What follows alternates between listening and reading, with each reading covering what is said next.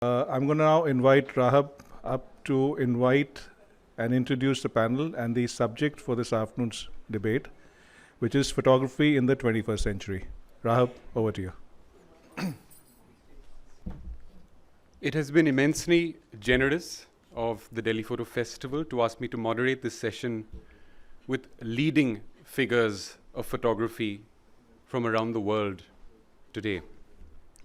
Walking into a bookstore, the shelf life shared by all of the panelists, the projects done, inspired, exhibited, is certainly going to establish how photography has impacted this and the last century.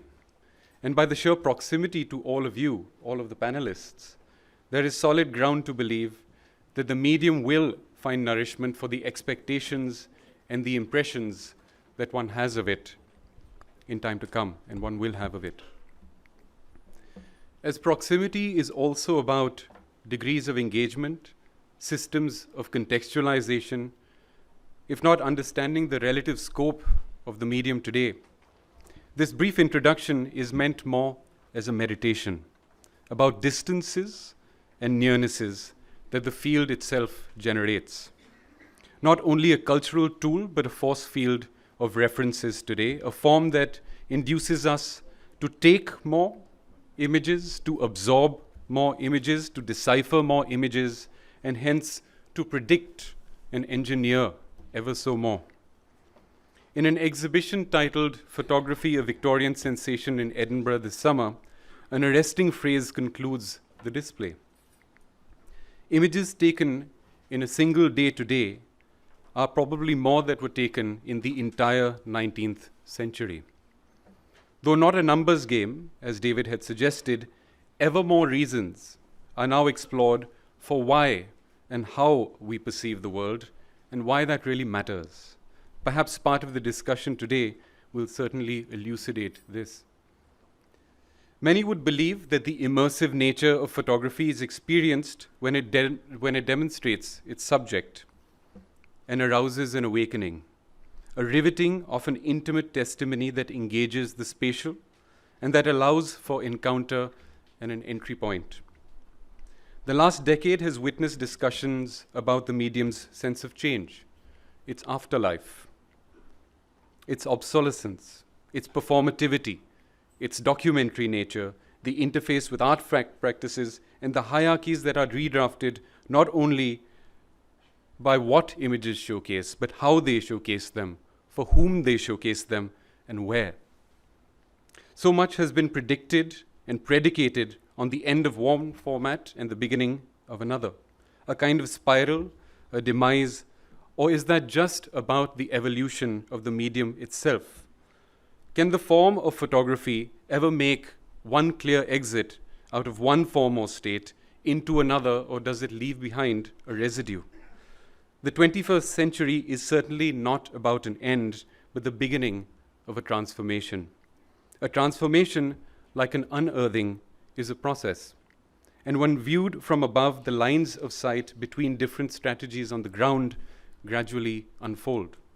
Some of the thoughts today may well suggest that the larger picture is hence a composite, perceived by all practices, pieced together by all of these, in conversation with one another, and sometimes by migrating across platforms as well.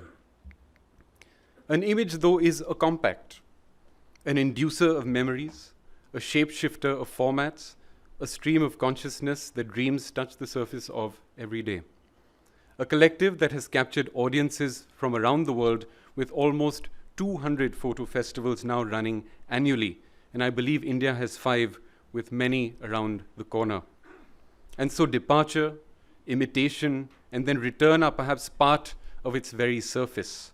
It's aging over time, the need for thinking of it locally but sharing it constantly, globally. But photography is also private. By skillfully unmasking experience, does it also fix the personal in a historical moment, as a recent exhibition's title suggested? In a photo book on Tahrir Square by Laura L. Tantoway, for her, the excitement of change also meant that there was no single narrative that could decide how images may liaise with the event that she wanted to capture, the excitement, and then the unfolding horror of the square itself. How do you tell a story when the plot keeps changing, Tantaway suggests. As part of a single erratic night, through her book we discover the narrative is one of a shuffling timescape, reordering incidents, generating a stream-like episodic account that can never be realistic. It can be fictionalized. But reality here is never at bay. And if this is the shifting horizon line of photography, perhaps the future is not about new voices alone, but how forgotten ones are redrafted, histories unshackled from context and then reunited with them, and the person in and behind the camera exploring parallel worlds. Something more playful, something more popular. What does this do to seriality? What does this do to narrative, editorial concerns, and the possibilities of display and of output? That is, if the plot keeps changing, neither you nor I will ever remain the same or see the same or know the same. And so someday, perhaps today, will also be about people and what they do and why that decides how they choose images. Inevitably, the body of evidence about photography ponders the problem of what seeing might actually be, the inability to look beyond what is printed. South Asia has then been a soundboard for aspirations over the last 2 decades. The changing of regimes, the forceful determination of economies has meant that cultural memory has been manufactured at the best of times. The question really is, can one rise under one single banner of photography today? And will it actually be possible to look at the world in a predetermined manner, this two-dimensional surface, without knowing that I cannot take it all in all the time? When will the makers of images know what is enough for an audience? And David, you had suggested this. But ask yourself, while in the audience today, how important it is to know an audience. Compact as photography might be, or photographs might be, photography is not the reducer of life to an image, nor is it merely about consumerism, especially in a country where the forces that have taken photography to the national level began with the independent, with the private, and with the gallery. That too is a heritage, so the work of galleries perhaps asks us to question the currency, the pervasiveness that leads to larger discussions about where images will be in the future, who acquires them, and the terms of their collection. With some of our panelists, the suggestion may also be about the academy. How will the academy provide reason and research as much about the subject of photography as about photography itself as a cultural tool to educate and to diversify and to read? How much of the craft is determined by education, and does it matter that photography in the public sphere takes freely and forcefully as the maker of the popular and the marker of it as well in our times?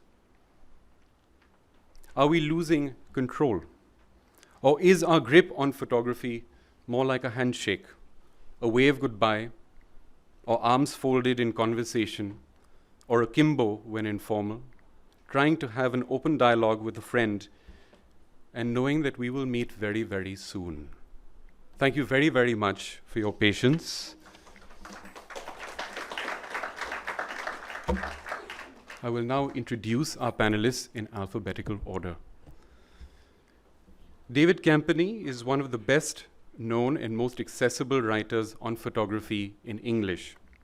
His books include A Handful of Dust, The Open Road Photographic Road Trips Across America, Walker Evans, The Magazine Work, Gasoline, Jeff Wall, Picture for Women, Photography and Cinema, Art in Photography.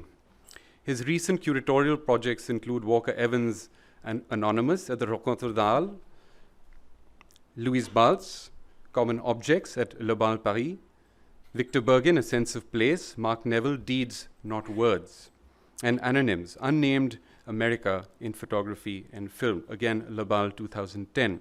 For his writing, David has received the ICP Infinity Award, the Alice Award, the Krasner-Krauss Award, the Duscher Photo Buchpreis, and the Royal Photographic Award as well.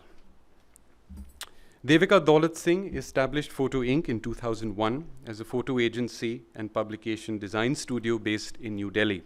In 2008, Photo Inc. expanded into a gallery to exhibit contemporary Indian photography and international photographers as well. Her engagement with the world of photography has been as an editor, curator, and publisher of photo books. She has juried the RNG India Press Photo Awards, the W.G. Smith Grant, and has been nominated for the 2012 Pre-Pictet Prize.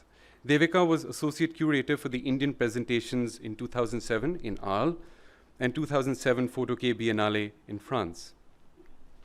She was the project director for the photograph Painted, Posed, and Of the Moment, comprising 8 exhibitions at the National Gallery of Modern Art in 2008. She co-curated The Self and the Other, Portraiture and Contemporary Indian Photography for the Palau de la Virenia, Barcelona, and Museo Artium Vitoria in Spain.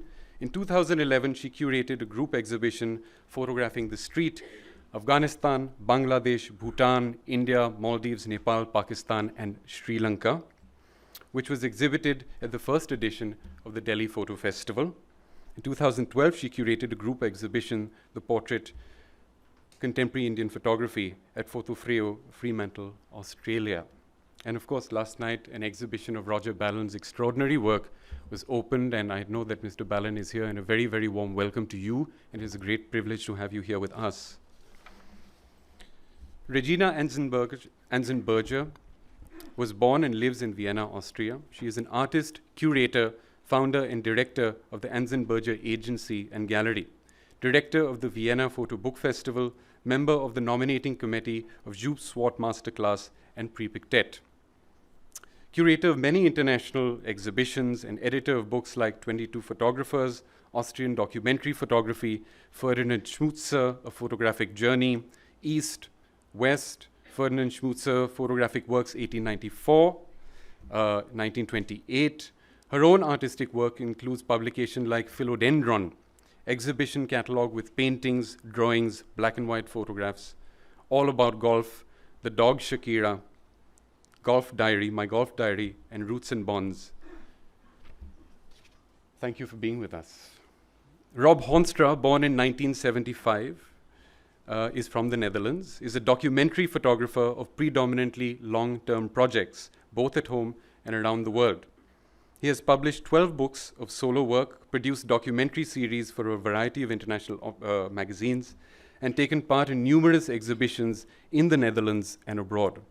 In 2009, HONSTRA and writer-filmmaker Arnold von Bruggen, who is also here with us, started the Sochi project, culminating in the retrospective book, An Atlas of War and Tourism in the Caucasus, and an exhibition that toured Europe, America, Canada, and is now here.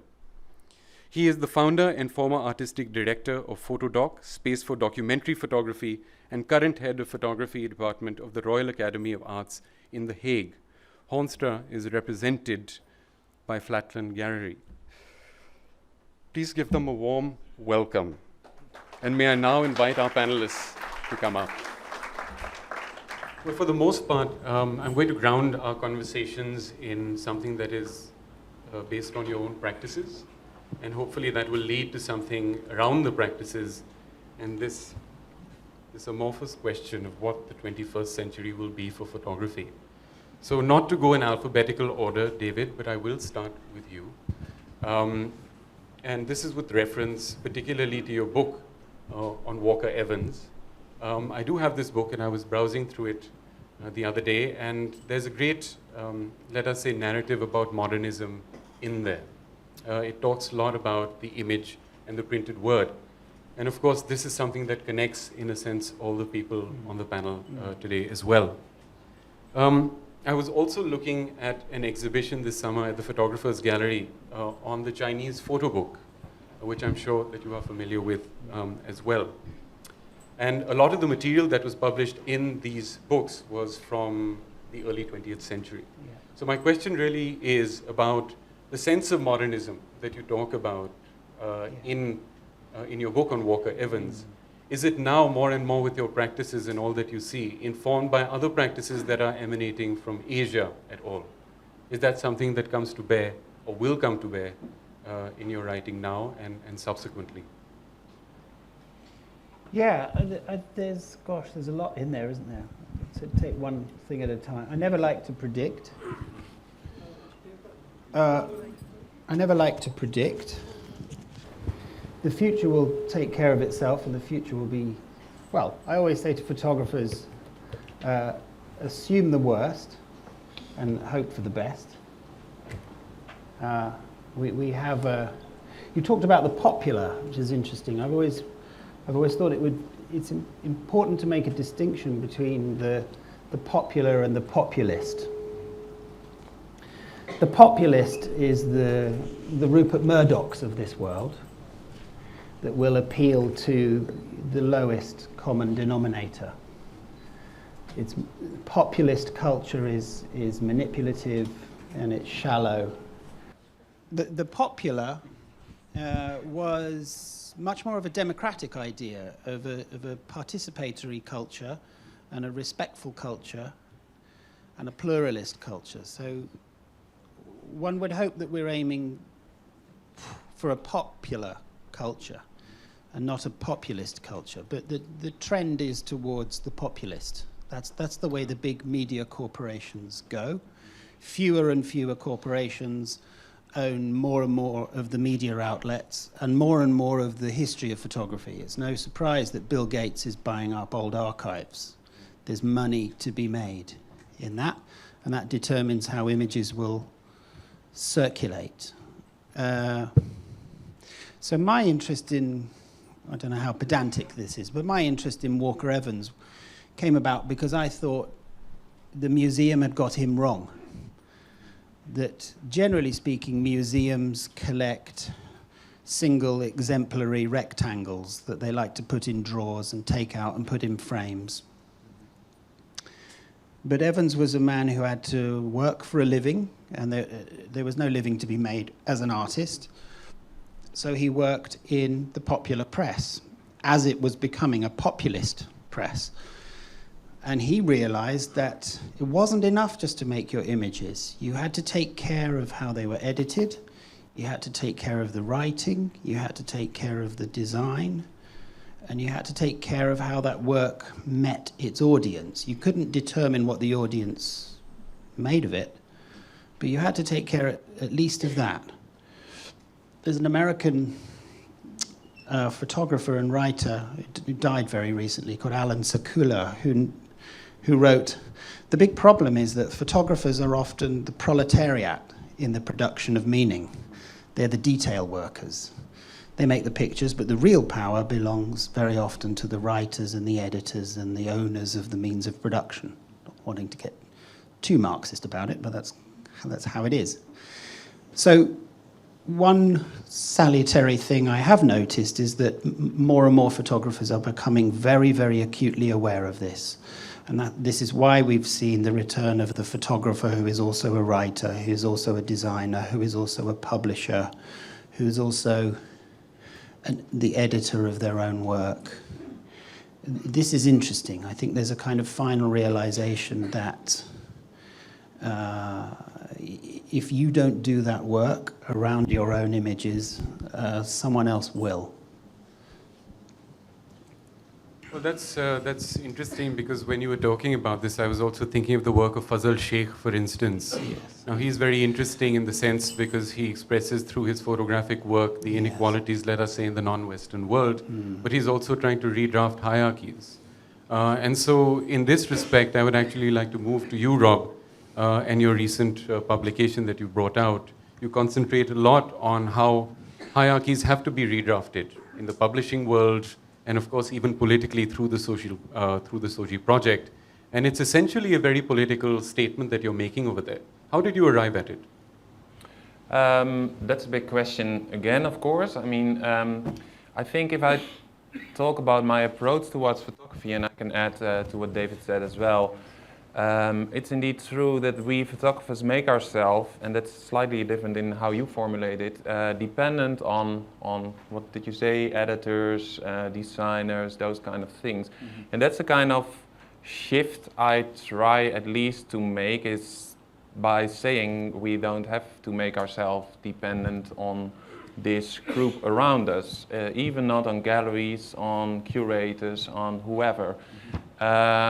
Dependency, in my opinion, is not good. I'm always trying to create collaboration, but collaboration is equal, and that's a different way of working. That means that you produce, as a photographer, your work, but afterwards you're not begging that your work gets published, that your work gets exhibited or whatever. No, you're collaborating. And in the end, I think it's a very important thing to realize for a part of the photographers, that you don't have to make yourself dependent on these people, because they need you as well. So it is an equal collaboration. The only thing is that many photographers still do not accept it or realize it. And that's also why I'm very much in favor of the what we popularly call the do-it-yourself mentality or the do-it-yourself strategy.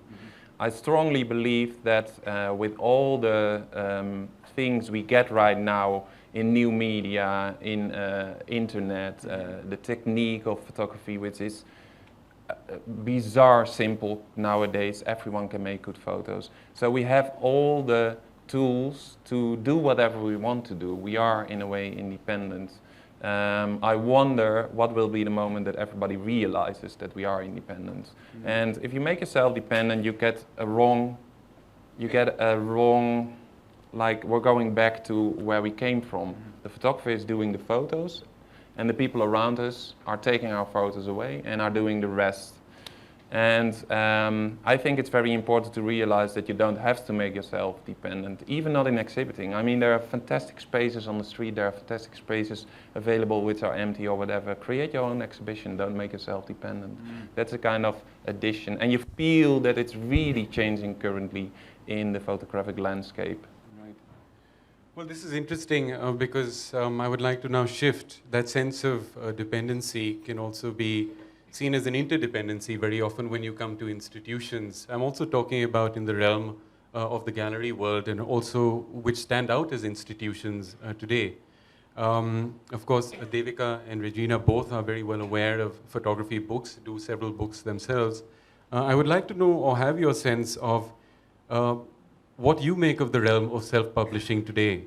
On the one hand, when you're working as part of an institution, you could say, or an established publisher, say, with this network across the board, you also then engage in things like peer review. You engage in things like, peer review and so on.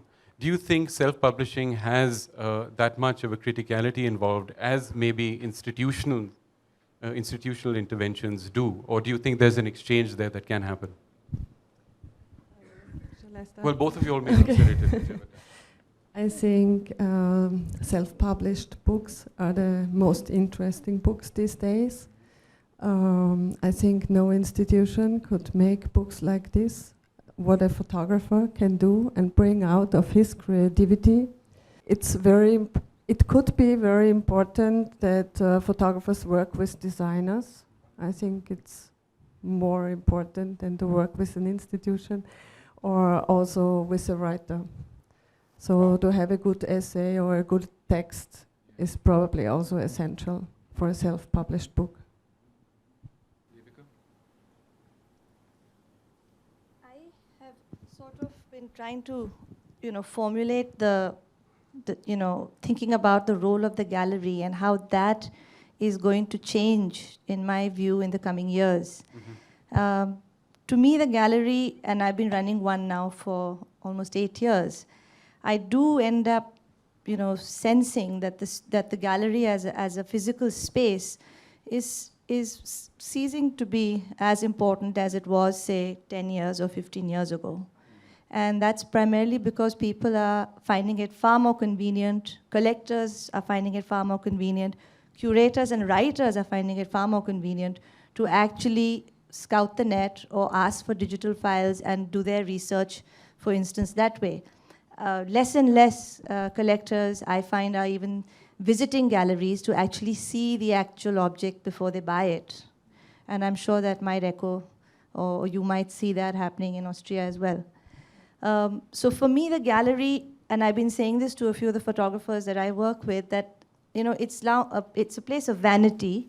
It's a place where you feel that you want to display your works and you have a set, audience of say, 400 or 500 people that will come and view that work. But I don't think it feeds anything beyond that anymore. And I think that in the days to come, and I think you're right, I echo the same feeling about the fact that with the kind of images that are being produced all across, whether, we're talking about cameras and non-cameras and handheld devices, the day I think has almost arrived when photographers themselves have to take on the roles of curators and editors because there aren't enough around. And there won't be that many people who could fill that role down the road. David?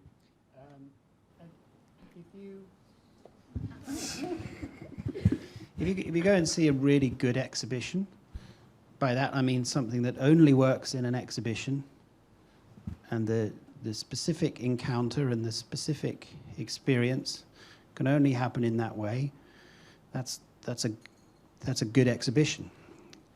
Part of the problem is, and this has always been the problem in a way for photography, is that photography never knows quite where it belongs. And it's very often that one sees an exhibition that works slightly better as a book, or prints on the wall that would really work much better as an online sequence, or something interactive. That's one of the real joys of photography, that it's this kind of promiscuous thing, but it's made photographers particularly blunt, or less than acute about thinking of what is specific about a gallery. What's specific about the gallery is the relation between what the eyes do and what the rest of your body does.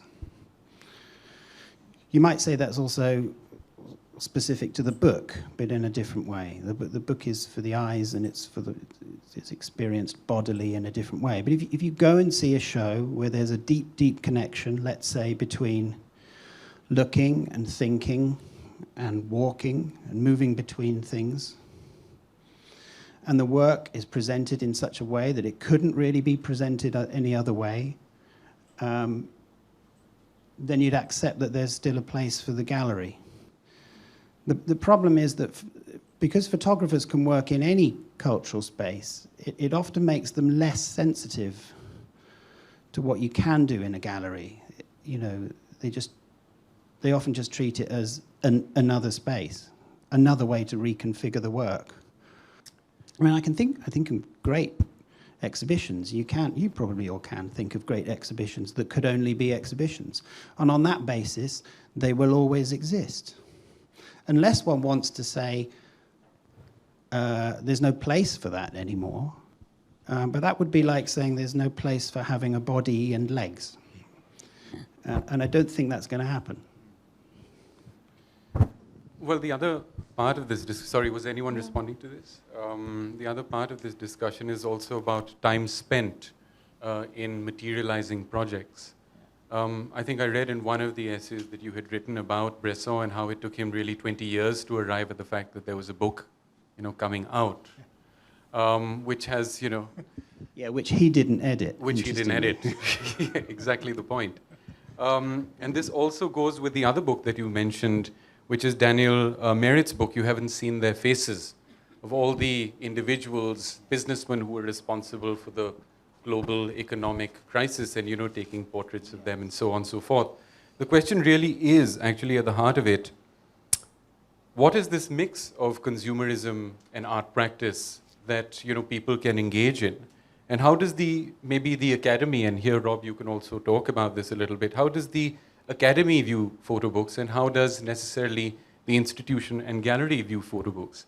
Is it right or wrong, or how does one take the sense of consumerism in art in one stride, or as something that needs to happen? Well, once again, these are like many questions I can answer. You were referring to book Daniel Merritt, You Haven't Seen Their Faces. I think, first of all, I can imagine that not everybody has seen the project over here. The project is about the most influential people in London. I'm sure that you know it better than I do, but I try to explain it shortly.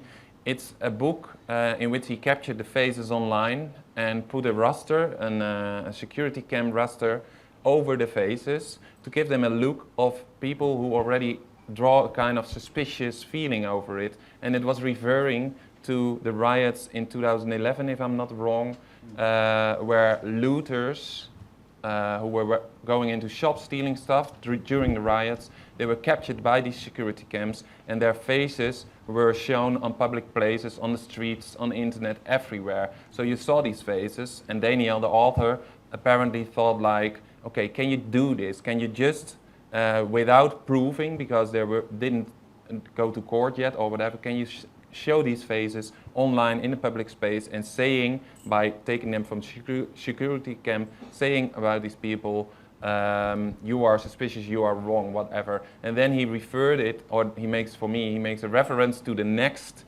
in his next step, by taking the 100 most influential Londoners. He's saying like, who are the real people who are the looters in our society? And he wanted to make a book out of it. And the reason why I'm explaining this to you is because I want you to know a little bit about the project. He as well, he's a do-it-yourself guy, but at the same time he can't do it alone. And that's something I want to add to the do-it-yourself strategy as well.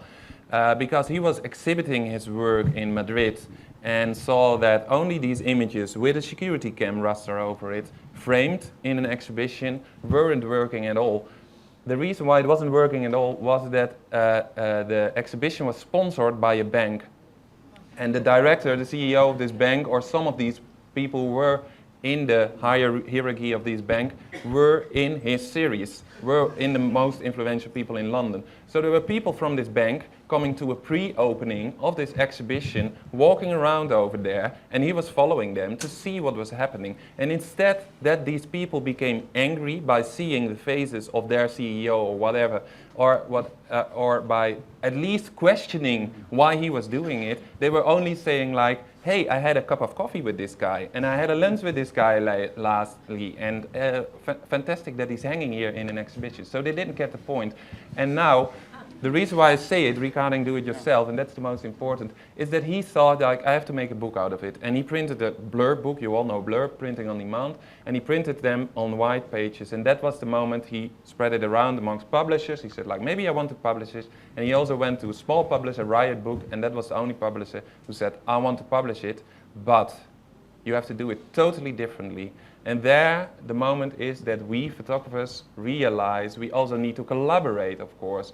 But Daniel wanted to send out a message, and he did it all himself. But the thing is, you cannot do it all yourself. You need to find the right collaboration within the do-it-yourself strategy.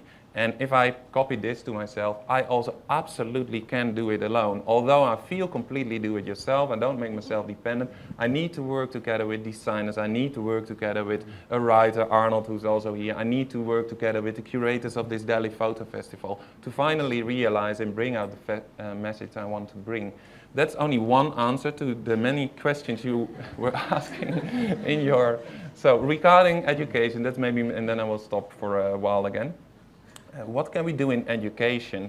I think that education in the past, that's the reason why our education or why our course is still called photography.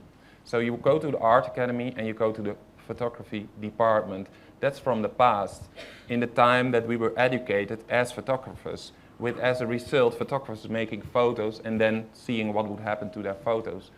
I think that is really changing. We don't educate photographers. We educate concept makers, people who are really creating something bigger than only being a photographer with a good idea, but they are also the photographer in this bigger idea. Yesterday I made a comparison, or 2 days ago in the workshop, which I often do. You have to compare it to, for example, filmmaking. In filmmaking you have the director, and the director of the film is the one who has often the ideas, who's in charge, and he hires all kind of talented people around him to realize this idea. I think we photographers have to shift slowly into being directors comparable to the film industry. So we are especially concept makers. We have the ideas, and we also have the skill to make the photos, so we don't need to hire the cameraman, for example.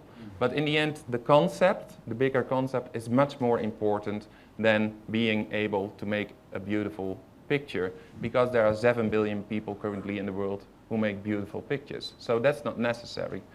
And well, let's stop here. I think there are some kind of probably reactions on this. Discuss.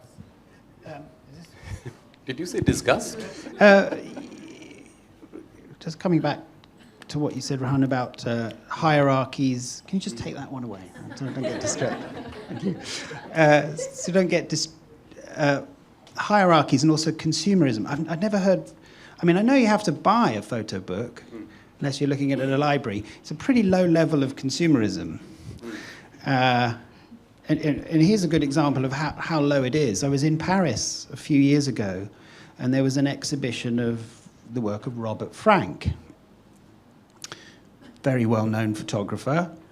What's he best known for? He's best known for a book called The Americans, published in 1959. So I go to this exhibition because I'm curious about how they're going to handle this, because the work really is the book, and you can buy it for 30 euros, whatever. So I go into this room that's a bit smaller than this, and it just says The Americans on the wall, and they've got all the prints, not much bigger than they are in the book, arranged around the wall. Now, a 9 by 6 inch print is quite comfortable on a page to look at. A print that size on the wall is horribly small and difficult to look at behind glass. Anyway, it's Robert Frank, right? So the room is packed. They're like 4 deep, 5 deep, looking at this. And there's this young couple who are completely exhausted and frustrated, and they're sitting on a bench, a round circular bench, to which they have attached on strings various copies of The Americans. So everyone's sort of paid their 15 euros to go and see the exhibition, and this couple is having the better experience. Actually, they could have bought The Americans, had the work for less than it would have cost to go and not see it very well on the wall. That's an example of a really bad exhibition, but actually a really good photographic book, But that also tells you that photography actually completely scrambles the hierarchies of culture and art. Generally speaking, we live in a culture that puts museums here and sort of commercial galleries here, and books here, magazines here, and websites sort of way down there. But if you're genuinely interested in photography, you know that good work can be made anywhere. You know that good work can be made anywhere. And that's the problem that the museum is now having to face. Does it just want to be the high space, or could it be the space in which all of the other platforms of photography are presented, like an exhibition of books, or the kind of tangles the museums are getting themselves into about the internet? Those things are going to happen. I wouldn't dismiss a museum, but I've noticed that museums are responding to this. They're no longer the guardians of things that only work in museums. They have to try and reinterpret all of the other spaces of photography in a kind of de-hierarchized way. That's been a long time coming. We should have known that by the 20s, when we first had a mass media, and so much interesting work was being made on magazine pages and in books. That was the time for museums to kind of adjust. So it's taken nearly 100 years, but it's better than nothing. Well, that's an interesting point that you make about developments in museums that have been around, for centuries almost, in order to redraft how art is acquired and showcased. And I want to take this a little bit to Regina, who is also a practicing artist as well as a gallerist. And how much does your space, the space that you work in, how much does that, of course, allow for all kinds of manifestations of photography and experimentations for photography to occur? Or is this sense, and I don't want to oversay or overstate this, is that sense of the consumerist notion that galleries are always about, is that needing to be unshackled right now and needing to be sort of expanded? It happened to me about 3 years ago that I have moved with my gallery to a really big space. It's an old bread factory in Vienna, where there are about 10 galleries now and many other creative industries.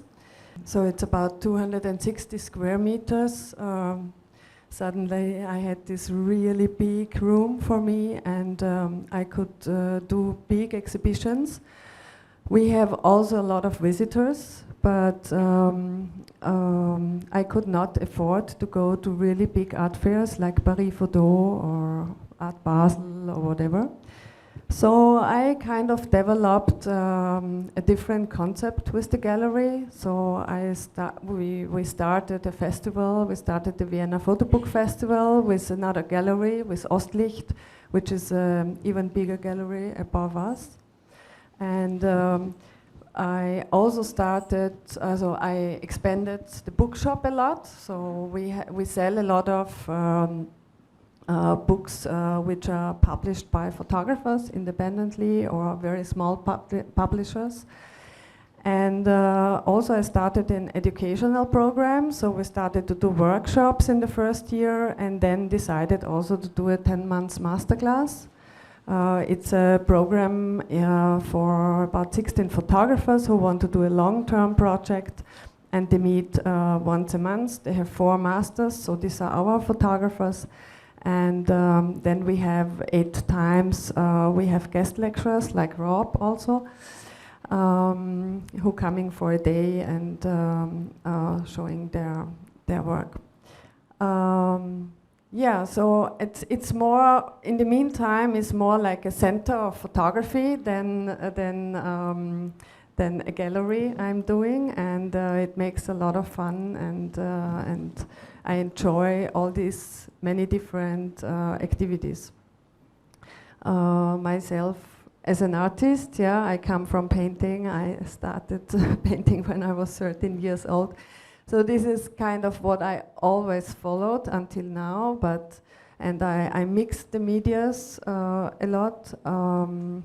I feel myself more and more in photography at the moment. I don't know why, maybe because it's so easy with this iPhone going around and you just feel attracted by something. Here in India especially, you are so inspired all the time.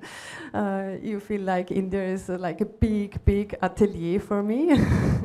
Since so it's my first time here, and yeah. So with the gallery I really go a different way, and I think it's a contemporary way. I see other galleries in our bread factory which are traditional galleries for 30 years. They deal mainly with painting but also with photography. They go to big art fairs. They complain a lot about the money they spend. Sometimes they spend 30,000 euros or even more, and they did not sell any picture. I have an online gallery. I have a very extensive website with my gallery for 10 years. And we sell many pictures also through this website. Right. So I think even the space, I mean, I would say it's maximum half-half if we are lucky, but I think if I really counted it, it's even more we sell through the website than in the gallery. Mm-hmm. And often people also come, they look at the exhibition, then they go on the website, maybe they choose something else and buy it. So I think that's a very important tool these days. Can I add something? Right. Why would you, as a photographer, try to sell the photos on your website, whereas you can also sell it on your own website? I think on the collector side, there is more trust in a gallery, established gallery, than if they just, if they find a photographer, I think they research about it, research about the photographer and how he works. And I think it's very important to have a network for a photographer. Sorry, Devika, do you want to take that? You know, I'm at a particular... I mean, I feel as a gallerist, I'm at a kind of crossroad.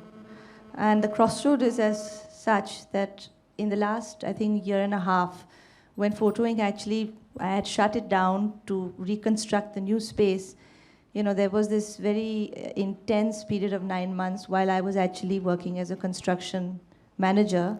But at the same time, the only engagement I had with any human beings was actually through the internet. And this was something I encountered after having run an agency, a design studio for almost, I think, 13 years. And one of the things that this experience left me with, and the gallery reopened in April this year. We've had 4 exhibitions.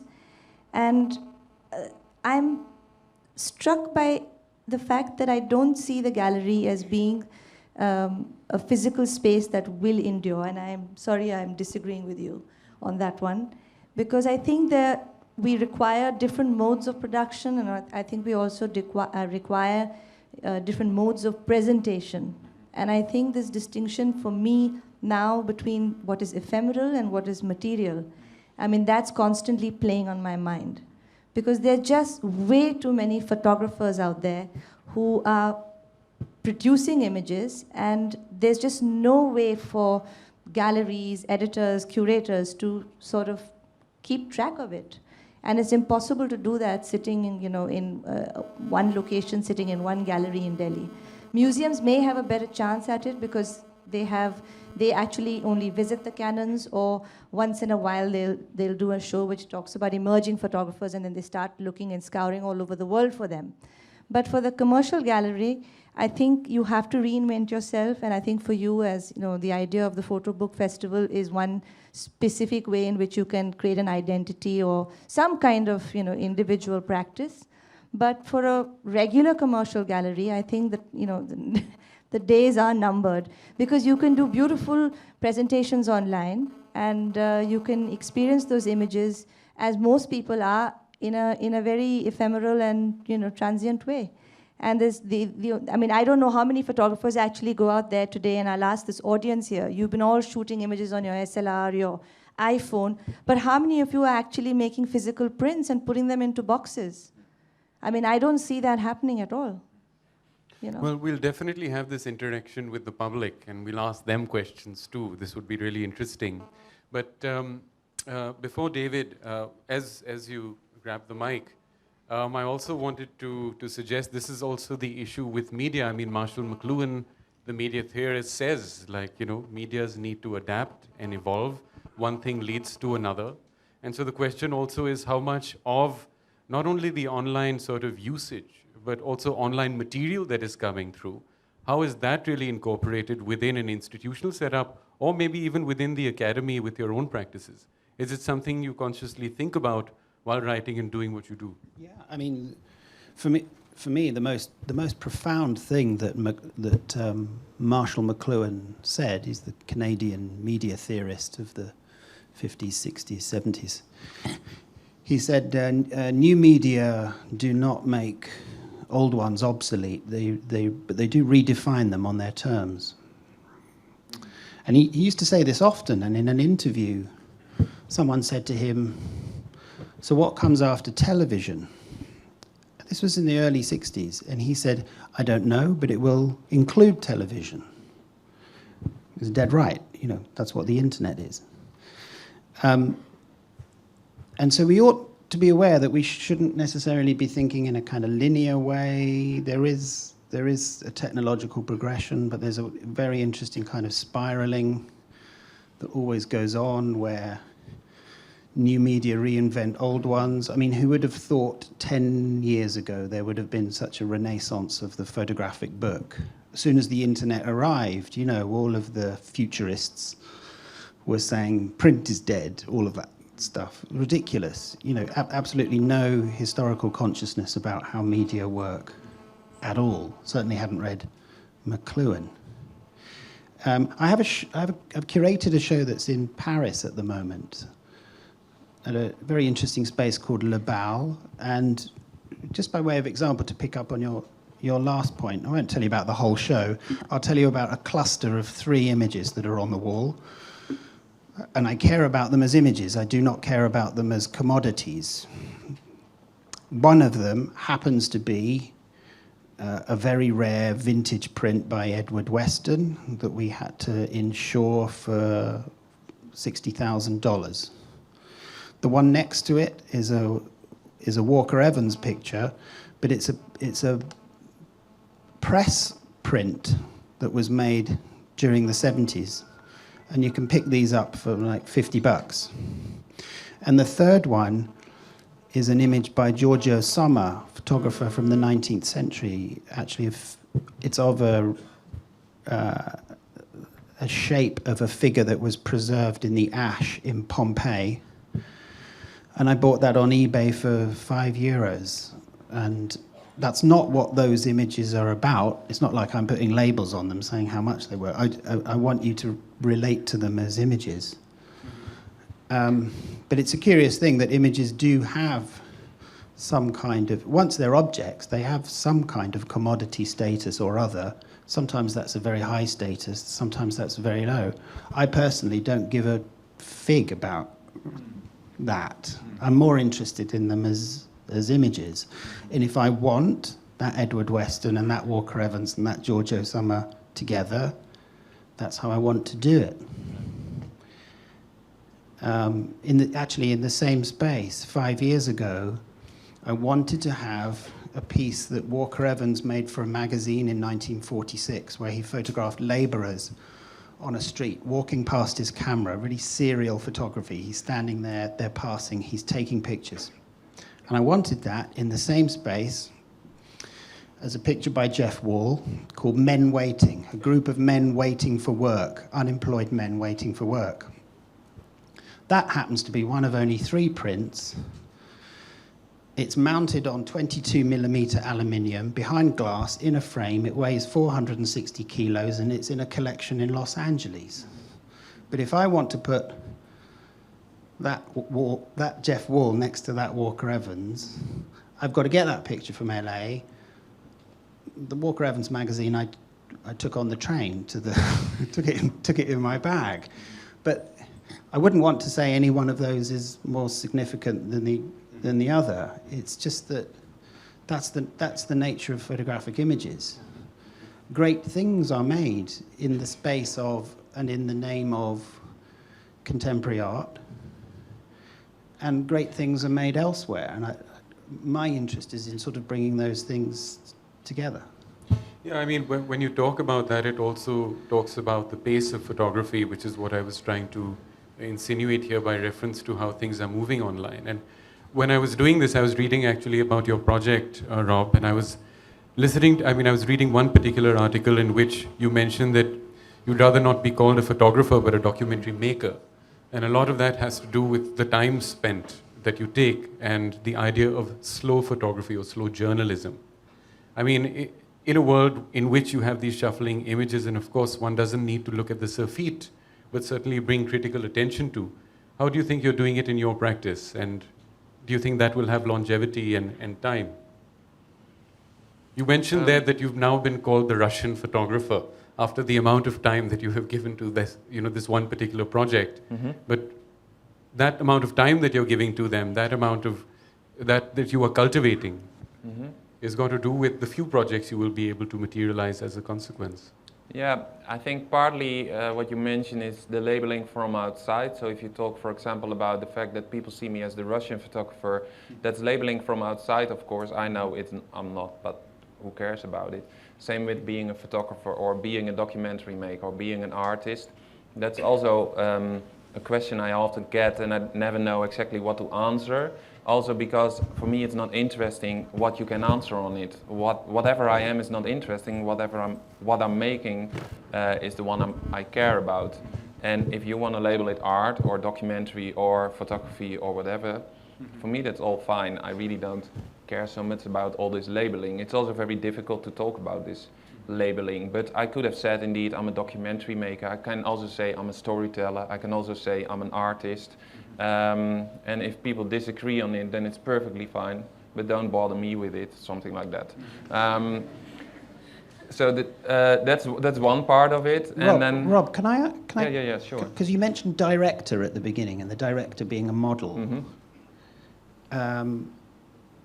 When I got to the end of the big fat book, the Aperture mm-hmm. one, which took a while. It took me a long weekend. I was That's thinking, you've got to commit. Slow journalism needs a slow reader. Take your time with these things. But I did get to the end, and I was left with the same residues that I would have been if I'd seen a sort of 2-hour documentary. So my question is, what's stopping you making the 2-hour documentary? Do you have a commitment to still mute rectangles with text underneath? Mm-hmm. Or could they be moving rectangles with sound? Absolutely. But do you have a commitment to the still silent image? I started very early with photography as someone who loves photography. That's, I think, usually the start of this profession. Going into the darkroom first of my grandfather and then developing there. So it started with the skills or with the technique, which completely fascinated me. And I slowly developed myself, especially on the Art Academy, I developed myself more as an whatever title we put on it, concept maker, storyteller, etc., etc. So I'm working in photography, but I often try to explain indeed that photography is not the thing I mostly care about, it's the content behind. And you ask me now, could it have been done in a different form? Yes, it could have been done in film as well, or in text. The story would have been different, and I really love photography. I still love photography, the single images with raised questions, more than a documentary film usually does, because it's more capturing and you hear the sound behind it, so it's more, you see what you get in most of the documentary films. I just came across a really amazing video, very, very rare footage of Walker Evans giving a talk to students. This was in the early 70s. And during the war, when there was no photography to be done, really, he wrote film reviews for Time magazine. And one of the students said, do you still go to the movies a lot? And he said, yeah. He said, I've just seen this fantastic film, McCabe and Mrs. Miller by Robert Altman. He said, I don't know who the cinematographer was. It's a guy called Vilmos Zsigmond, and photographers love this cinematographer. And he said, have any of you seen it? And they all shook their heads. He said, you should really see it. He said, it's a marvelous bunch of photography. It was like a very interesting way that a photographer would respond to a movie. You know, that a movie is just still photographs viewed in an unusual way.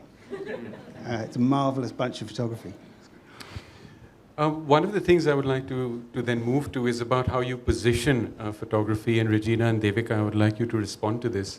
When you did Paint It, Posed and Of the Moment, Devika, of course, took it to AL, and it was here subsequently.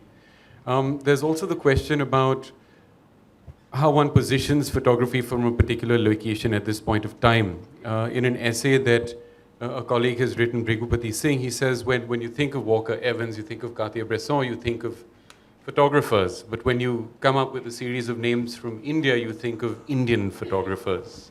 Somehow, photography in Asia and so on and so forth is finding it, I don't know whether it's finding it hard, but it's finding it compelling. And to become part of this sort of larger rubric or larger sort of network of photography where they're known simply as photographers, not Indian, not Chinese, and so on. Yeah.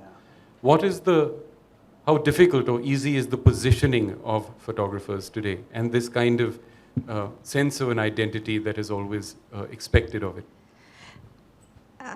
To be really honest, I think we've done this to ourselves.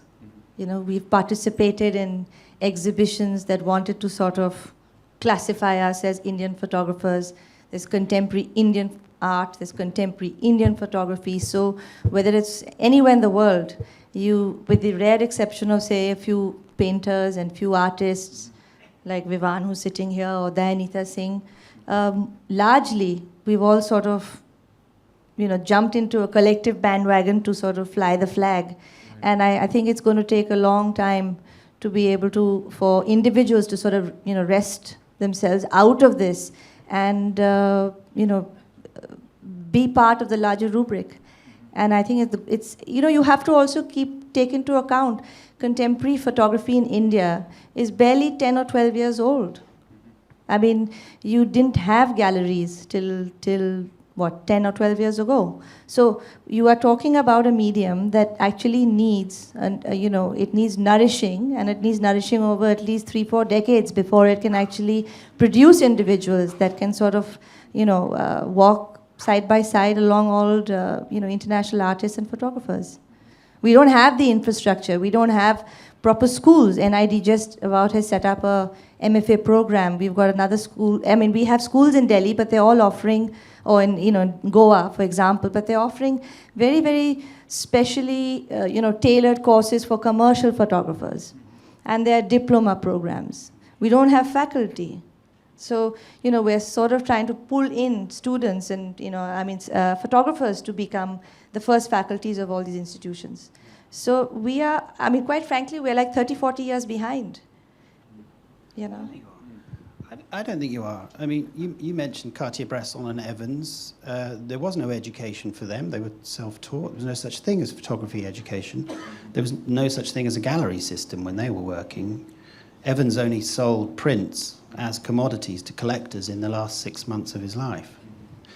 But there is a real difference about whether you're regarded as a local photographer or a general. No, I think... Just a sec. Evans is an American photographer. He barely took pictures outside of his own country. America was his subject, and America was primarily his audience until he died. Cartier-Bresson's working for a big publishing system. When he gets to be the citizen of the world, it's because Life magazine and Harper's Bazaar are commissioning him to travel. So a whole infrastructure is required for, the photographer of the international stage, unless you just happen to be independently wealthy. And there's nothing wrong with being a very, very good local photographer. I think Evans is an incredibly local photographer. Cartier-Bresson's not. He's a different kind of beast. But Cartier-Bresson took no interest whatsoever in the editing of his pictures or the writing. It began and ended for him with the rectangle. So when you look at his Life magazine essays or the stuff in Harper's Bazaar, the pictures are kind of interesting, the edits are terrible, the writing's awful, and Cartier-Bresson never seemed to care about this. Whereas Evans strikes contemporary audiences as much more of a contemporary figure, because he says, no, you can't just make the picture. You've got to be able to be the editor, the writer, all of that. Faculty, I think, creates culture, dialogue, and also a higher value for photography. I realized that last year I've been invited to Korea, and they had a faculty from the early 80s, so that's even 20 years longer than in Vienna. And I realized that there are many galleries, and the value and the prices for photography are much higher, even for young photographers. Yeah, much higher. And I think this is maybe what you mean, what is missing here, that you have a higher value, a market, collectors are taking it more serious, there's a dialogue and so on. I don't know. No,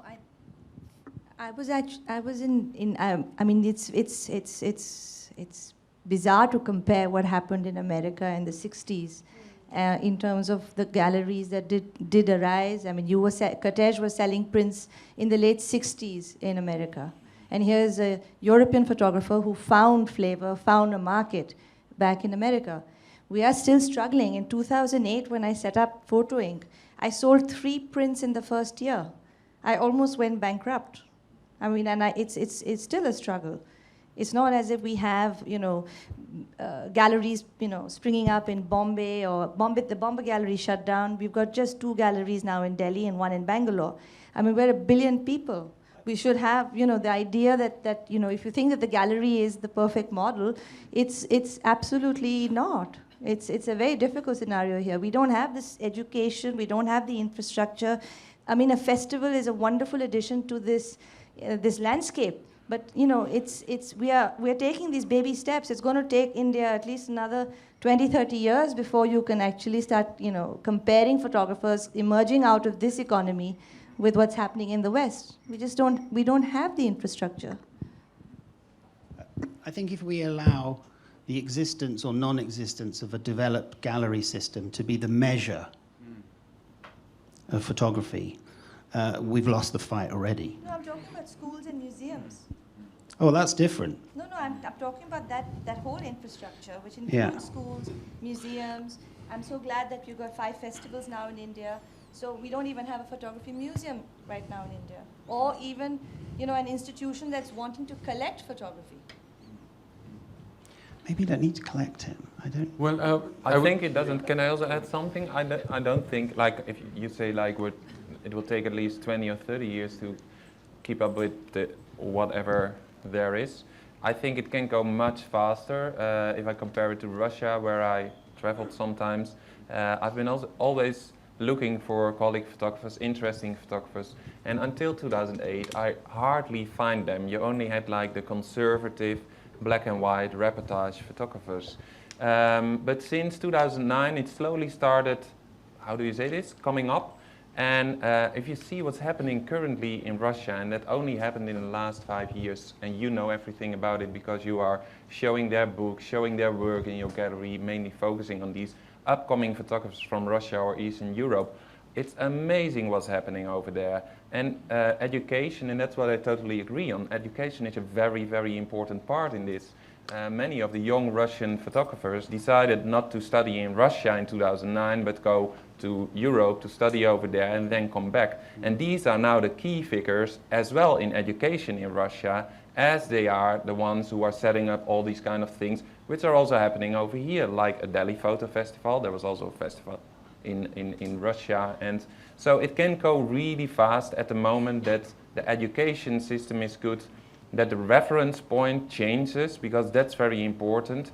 It could be, for example, that the reference points are always the photographers from the past. Well, then there doesn't change that much.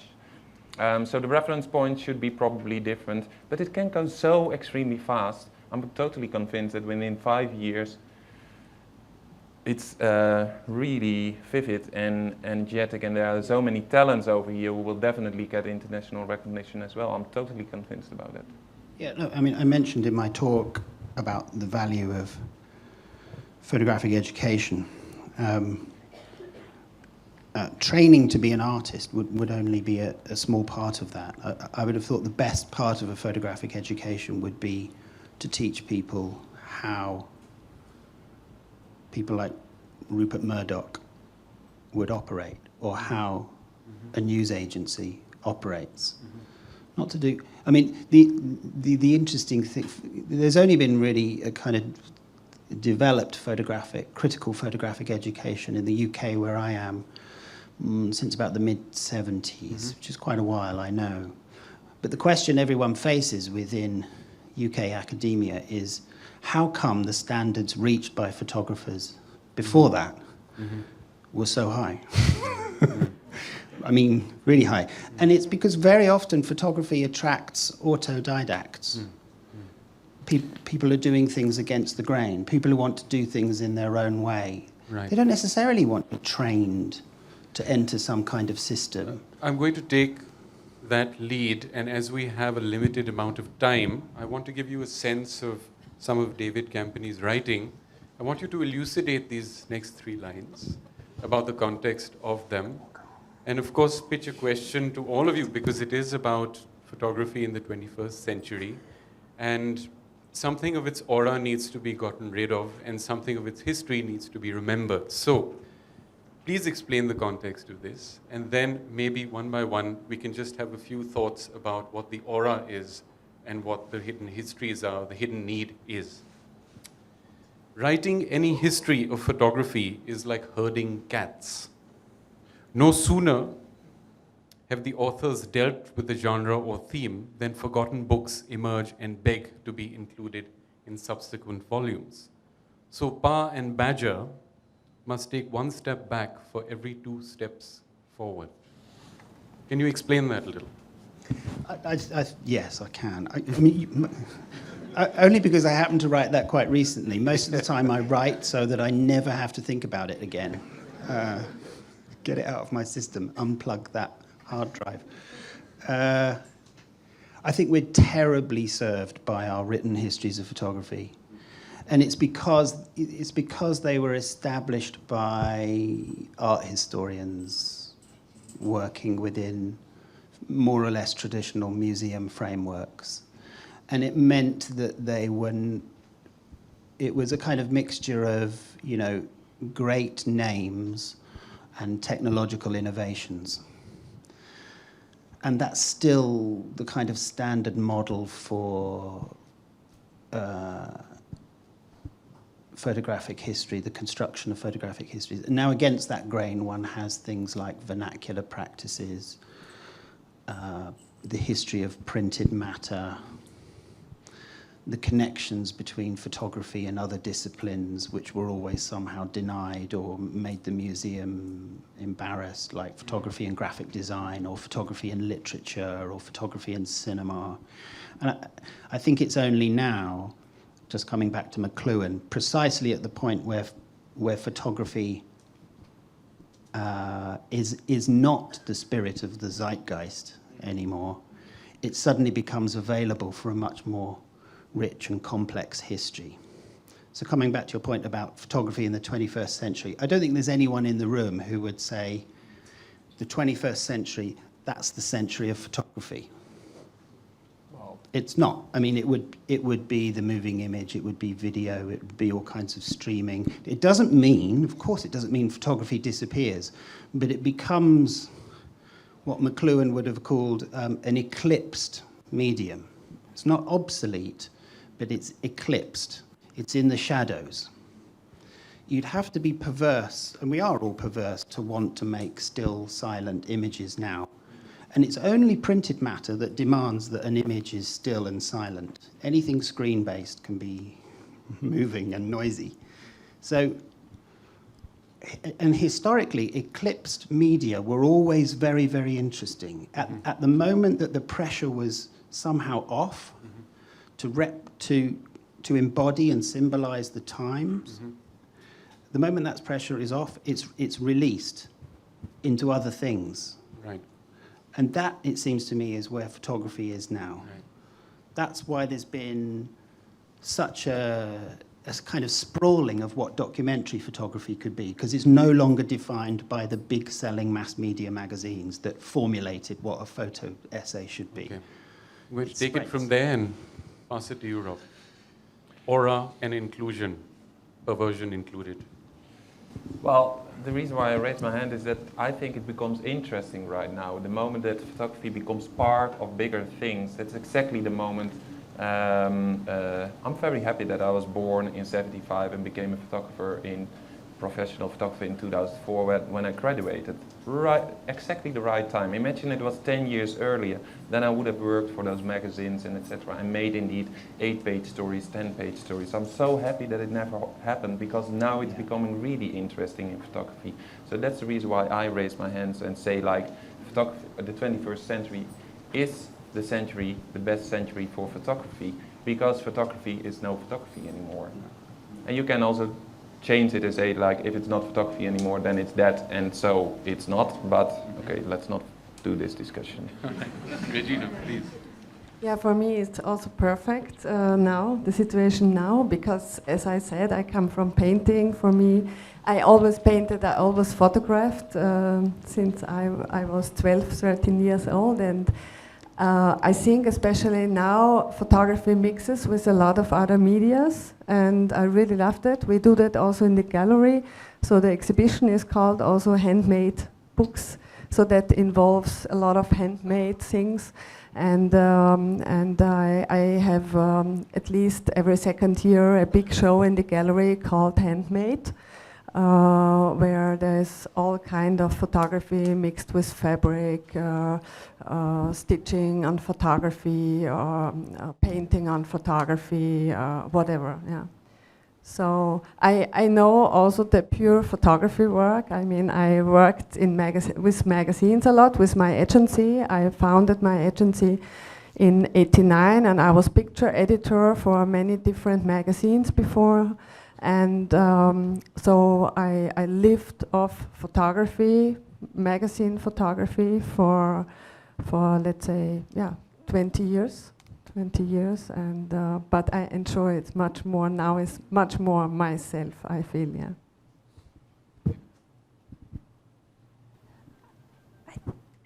I think in India, if we look back at our history, I think for 50 years, I think photography was dominated by a particular idiom where photographers were constantly taking photographs.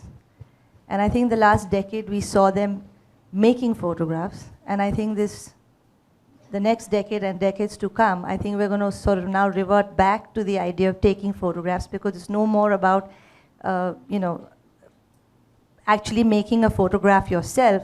It's about appropriating, borrowing, stealing off the net.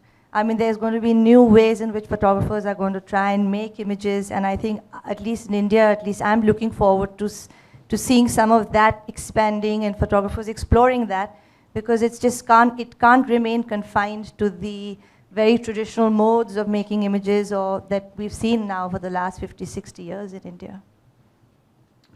Well, thank you very, very much. Please give all the panelists a very, very warm hand. And I know that no one asked David any questions in the morning, but please do feel free to do now. Yeah, I have a question for David.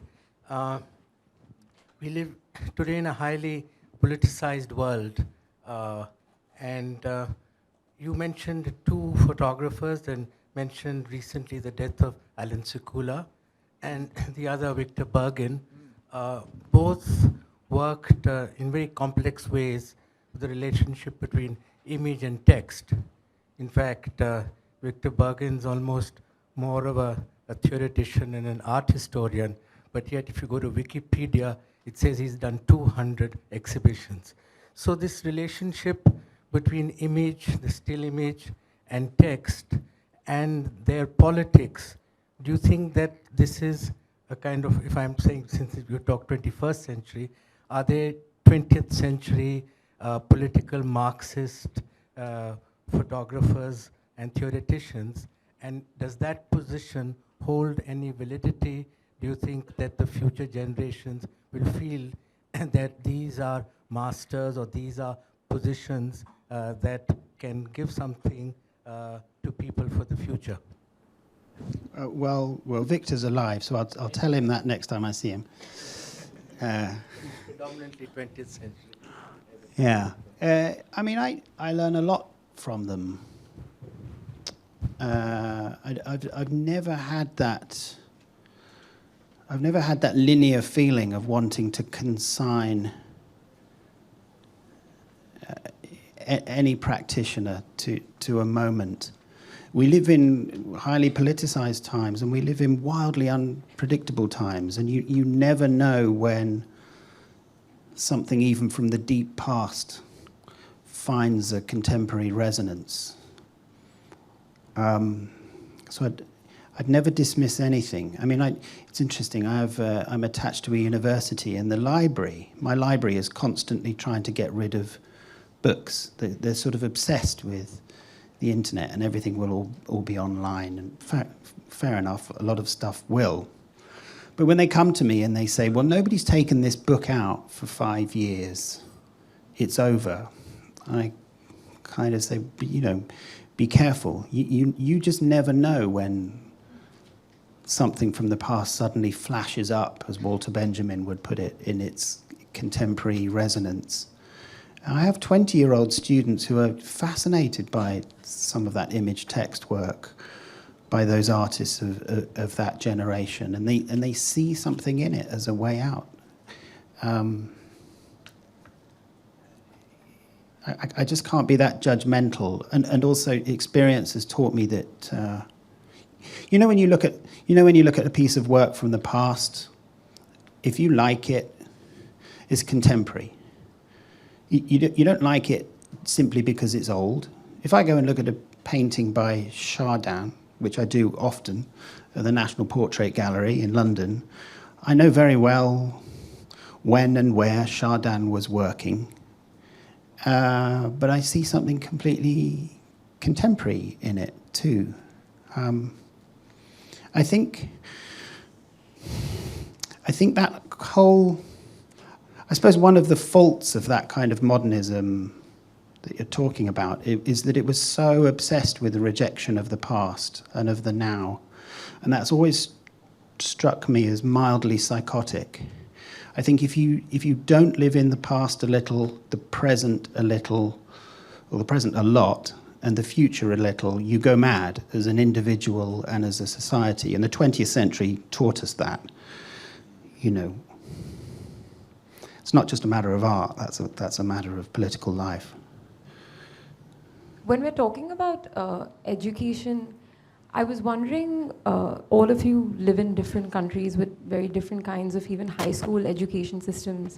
Have any of you seen photography being inculcated or visual literacy being inculcated into high schools in an effective way?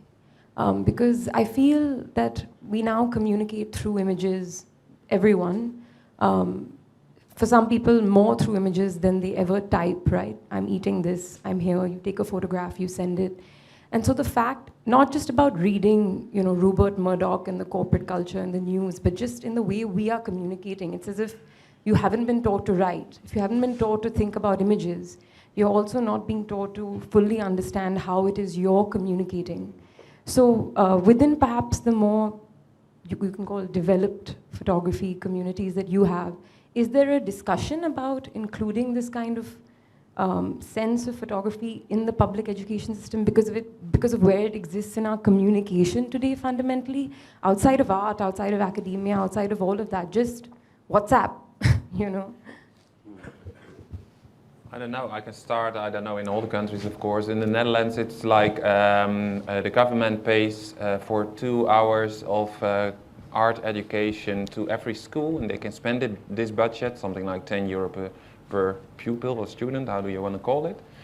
And I'm one of the founders of Photodoc, which you told already before. And Photodoc is very active in visual literacy, so try to learn to young students, young pupils already, young kids already about visual literacy. So how do you read a picture, how can you see this picture on the street, which is an advertising picture, those kind of things. And the schools themselves, they can sign up with the money they get from the government to follow this course or to do something else, to go to museums or whatever.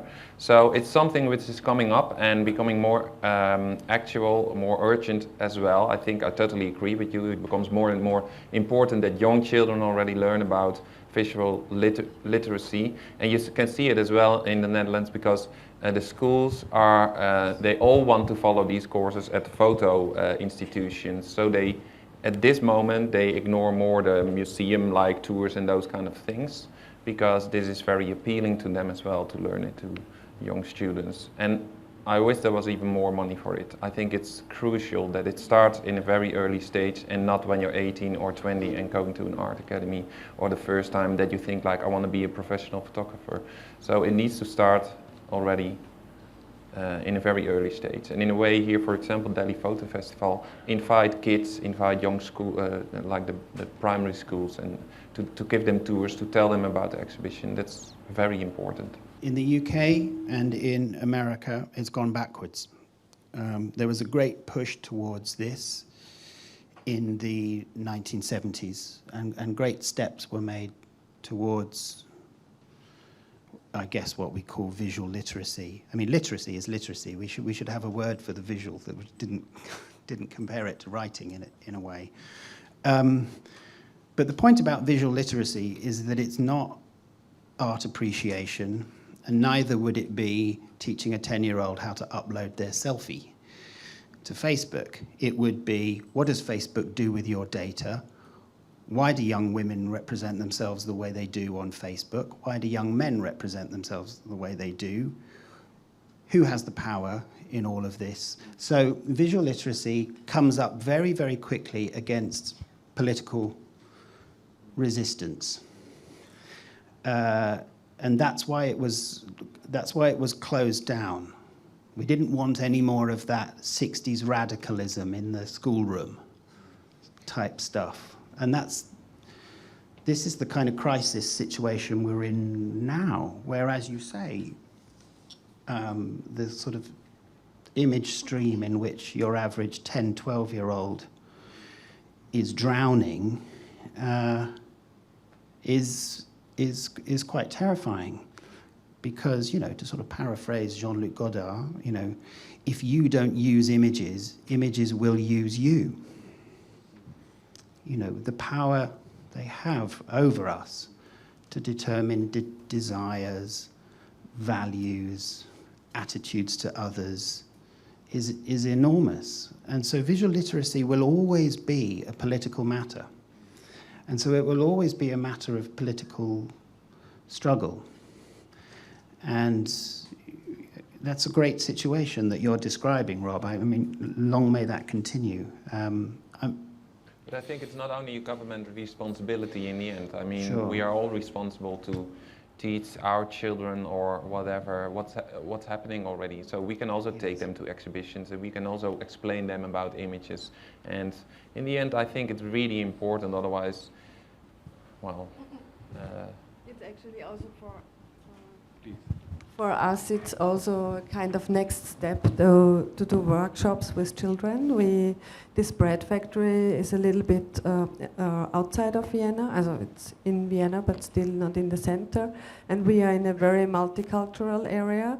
So we have many children coming in the space, and sometimes they like to spend an hour there and ask me, oh, and which book is this, and how much does it cost, and what is this, and so on. So it's really nice, and I also had this idea to start working with them. But of course, it's also a question of money, of maybe getting money from the community of Vienna or whatever to do it. I mean, I'm very happy with that suggestion, but we have to first set up the schools to invite photography into their departments, and I'm hopeful all this is going to unfold in the next couple of years. Well, I'm afraid that's all we have time for right now. Once again, thank you very, very much to the panelists. It's lovely to have a situation where the moderation happens on its own, so thank you very much indeed. Maybe part of the issue was also that it's about possession, and part of what you had intimated in the morning was Sontag related. You can't really possess reality, but you can possess an image. You can't really possess the present, but you can try with the past, and we thank the Delhi Photo Festival for us to try to envision the future. Thank you once again, everyone.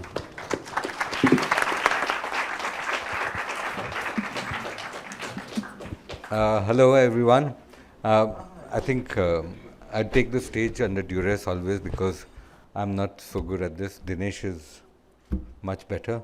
So, some of us who have been putting up the exhibitions haven't been back home since 2 days or so.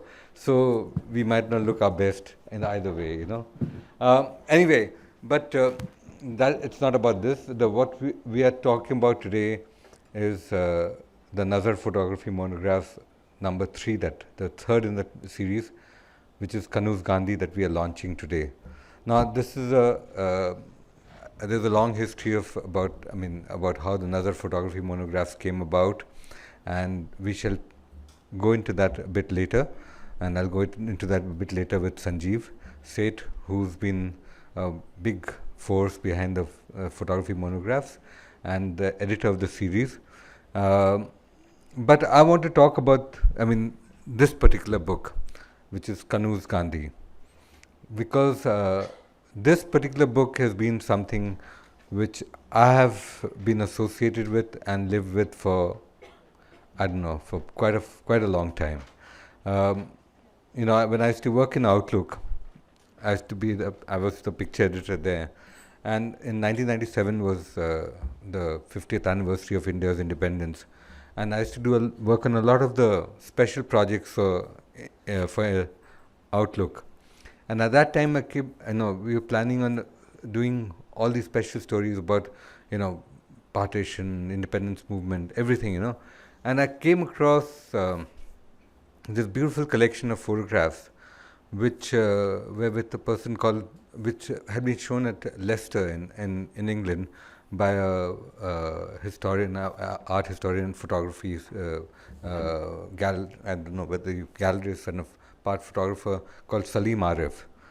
And, and I really found that like a very interesting, very pictures that some of them which I had seen, but many which I had never seen before. And towards the end of 1997, because 1998 January was the 50th anniversary of Mahatma Gandhi's 50th death anniversary of Mahatma Gandhi, we were doing a special issue on Gandhi, and again I was working on that special issue, and I went to meet Gopal Gandhi, who was then the press secretary to the President of India, and it was this cold December evening. And we started talking, and I told him that, I want to do this, not me, but Outlook wants to do this series of stories and a special issue on Gandhi, and we want to go and meet the family members and profile what they're doing. And he said, why do you want to do that? It's so boring, Gandhi himself would not have been interested in that, and nor are we, because, and then he talked about, that when Mandela first visited India, people told him as its official policy every time, when a dignitary comes, even now we have the 50 heads of nations of Africa, and everyone makes a beeline to Rajghat. And he said, Mandela said, I don't want to go to Rajghat, I want to go to Tis January Marg, to Gandhi Spriti. That's where he lived, that's where he died, and I want to go there. And he would refuse. And he said Mandela would refuse to say Mahatma Gandhi, he would say Gandhi. Always, address him by his name. So, in this conversation, so he pointed me in this direction of going and researching people who were witness to the assassination of Gandhi. And through that conversation, I talked to him about this work that I'd seen and how I wanted to get it into Outlook, but it was so difficult, so many difficulties because it was complicated. We didn't know who the copyright holder was. Somebody claimed something, And he said, but why are you running around after people in England and here? The family is there in Rajkot. Why don't you go and meet them? And you will find that the work is there. And that is when I made this first connection with Kanu Gandhi's daughter, who's sitting right here in front. And it was a meeting that, and I went and met them and then talked to them on the phone. And she and her husband came to Bombay. They came with a small tin trunk, which had some of the original negatives. And we looked at that, and we went to Mitter Bedri's studio and made some prints, and that's how we published that first work in Outlook. Since that time, that work has been with me. We have been kept in touch always. And then many years later, Sanjeev Seth had started another monograph series, of which I happened to be the first author of that. I mean, he called me to be and then for some reason the publisher never wanted to continue with that monograph series. And we left it at that, Sanjeev, and we tried. And at that point of time when Sanjeev said, I want to start this monograph series, I said, no, this is a perfect book to bring to the monograph series. And again, I wrote to Geeta Ben and the family, and they said, yes, we would love to participate in this project. And but it didn't happen. And then 3 years later, when we started Nazar Foundation, and we started the Delhi Photo Festival, and we started thinking about publishing, and the idea of publishing works that have been ignored or are not considered maybe commercially viable or might not make money, we said, okay, we are a non-profit, so what does it matter? If we can manage to do one book and then publish another one from there and another one from that, we should manage to do this. And that's when we started Nazar Photography Monographs, and that's how we are back here. And so it's with, I mean, for me, it's with a long association, I guess 1997 to now, and a realization of many, many years of work. So this book is very special to me. But to make this happen, it requires a lot of people. And to begin with, I would like to call, I mean, you know, the way that the first Nazar photography monographs we did, we just wrote to more than 100 photographers and said, look, why don't each one of you give us 5,000 rupees? And if you give us 5,000 rupees, you know, we'll give you one copy of the book, which will be signed by the author. I mean, and I don't know if Vicky is here, but there you are. Okay, Vicky Roy is here. He is the first author of the Nazar photography monographs, and the man who was here running around the stage before this, Adil Hassan, who was holding his head like this, was number 2. He was with a book on his father's illness. So the ideas we will come to again in the discussion, but I want to thank them also because they showed us a way. And now, before, I mean, I'm just meandering because I think I'm sleepless, so I'm no. But before anything else, I would really like to call Mr. Uday Mahajan of the Gandhi Research Foundation, who were the first people to come on board and say, okay, we will support this book. And it was also a great coincidence because Geeta Ben and her family had decided that all the material that they possessed would reside now with the Gandhi Research Foundation in Jalgaon and would be preserved. So, Mr. Mahajan, please come and tell us something about. मुझे काफ़ी खुशी हो रही है। Gandhi research foundation जो हमारा foundation है जलगांव में, हमने कुछ साल पहले काम चालू किया था। तो बेसिकली गांधी जी के जो अलग अलग फ़ोटोग्राफ्स, डॉक्यूमेंट्स, बुक्स वगैरह अलग अलग जगह फैली हुई है, तो उसको इकट्ठा करने का काम कर रहे थे हम लोग। तो वो इकट्ठा करते करते काफ़ी कुछ मटेरियल कलेक्ट हो रहा था। और कन्हू गांधी का जो मटेरियल है, तो वो भी हमारे पास दूसरे सोर्स से आया था। मुझे ये सोर्स तो बाद में पता चला कि फ़ोटोग्राफ तो हमने किधर फ़ॉरेन से मंगाया है। उसके बाद में मालूम पड़ा कि ये सोर्स भी राजकोट में पड़ा है। तो वो सोर्स भी फिर उनके पास जब गए और बाद में ये सब उनका कलेक्शन उन्होंने हमारे पास दिया कि ये सब संभालना है। तो जलगांव में काफ़ी कुछ हमने हाईटेक आर्काइव्स खड़ा किया है, तो उसमें सब करते हैं। और गीता जी ने जो फ़ोटोग्राफी का जो भी मटेरियल दिया हुआ है, उसको गांधी के अलावा उनके पास बहुत कुछ अलग फ़ोटोग्राफी है, विलेज फ़ोटोग्राफी उस ज़माने की। वो देख के तो मैं हैरान रहा। वो डिंडोडिया पिक्चर लैब में उनके काफ़ी कुछ कलेक्शन आबा जी ने दिया हुआ था। तो मतलब मैं तो प्रशांत जी को कहा भी कि भाई कन्हू गांधी के साथ साथ उनका वो भी लाइफ अगर दुनिया के सामने आए, तो उस ज़माने में कोई एक फ़ोटोग्राफ़र किस तरह से उसकी लाइफ डेडिकेट करता है किसी के कोई एक एम को लेके, वो तो गांधी जी के साथ में चले। और उसके साथ साथ जब चलते थे, वो पैदल यात्राएं चलती थी, अलग अलग इवेंट में जाते थे, तो उसके साथ में वो सराउंडिंग जो कैप्चर किया हुआ है उस समय के ब्लैक एंड वाइट में, तो बहुत ही देखने जैसा है वो। तो वो भी कभी दुनिया के सामने आएगा तो आप लोगों को भी मज़ा आएगी। और वो सब चीज़ें सामने आए, इसीलिए हमने नज़र फाउंडेशन का और गीता जी का सपोर्ट करने की कोशिश की। उसके लिए मैं प्रशांत जी को भी थैंक्स दे दूंगा, गीता जी को भी थैंक्स दे दूंगा। हमारा बस इतना ही था। Thank you.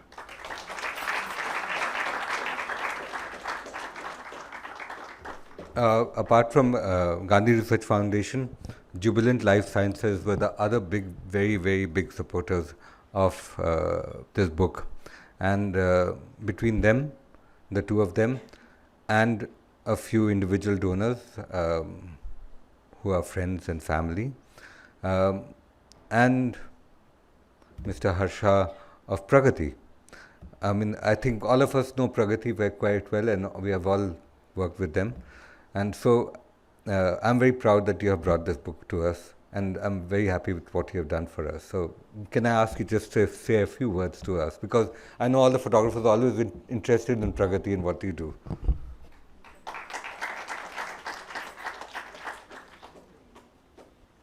Thank you. I think this particular book, if I have to talk about, I saw these photographs first, and I think it showed a personal side of Gandhiji. I mean, generally, when we think of him, you see that picture which you see on the rupee note, right?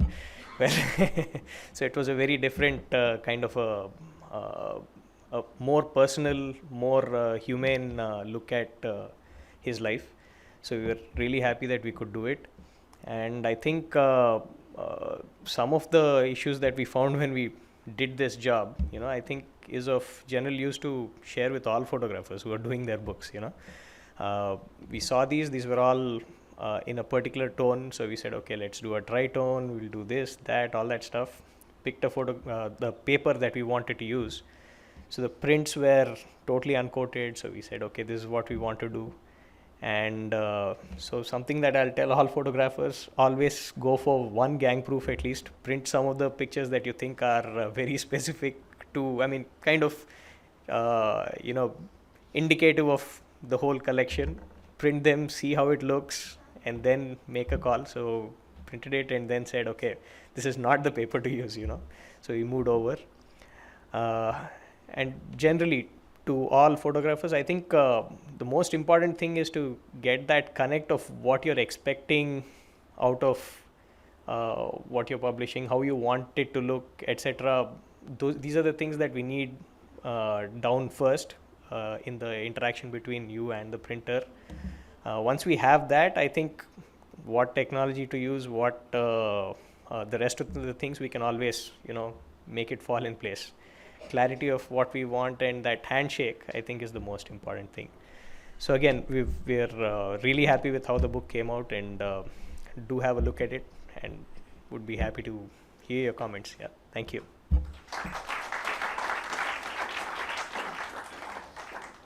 So there's one more person out here who I would have liked to call up on stage, but only thing is she's fallen ill and she's not here, is Gopika Chawla, who's designed this book. It's a very beautifully designed book, and I've heard one or two comments from people who have seen it. Not many people have seen it as yet. In fact, I only saw it this morning because my hands were dirty, so I asked somebody else to flip the book for me because I couldn't touch it. But so Gopika, I want to really thank her for what she's done. And now I call upon the real hero of this book, Mr. Sanjeev Seth, who's been the editor and who's really visualized how it's been put together.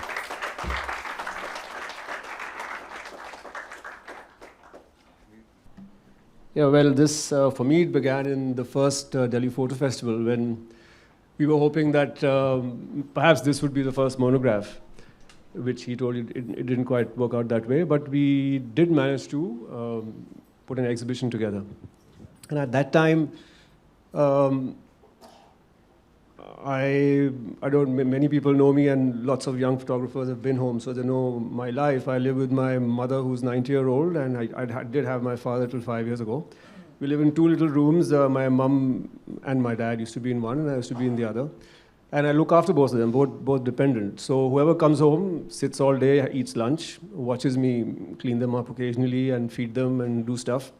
But when I begin editing, it becomes a bit funny because I'm a little old-fashioned. I'm digitally challenged, so I work only with prints. I've never had anything to do with the digital medium because when my parents fell ill, it still hadn't really moved well enough to be at par with film. So when I immerse myself in the work, my whole house is full of prints. So, all the sofas, all the tables, and lots of photographers have seen this happen. Now living with the Mahatma all around you for several months is a tricky business, okay? I discovered this on the first evening when I couldn't have a drink. And I actually was looking at him staring back at me with my first scotch in my hand, and I put it away. So he actually helped me structure my day, because after that I said, this edit will happen in the daytime, and I will live my life in the evening. But at the same time, I also was reassured that he would actually approve of my life because I clean my mother's potty bucket all the time. Okay, so cleaning loos is a second habit for me. Nevertheless, so this thing arrived about 4 years ago, and there were thousands of prints.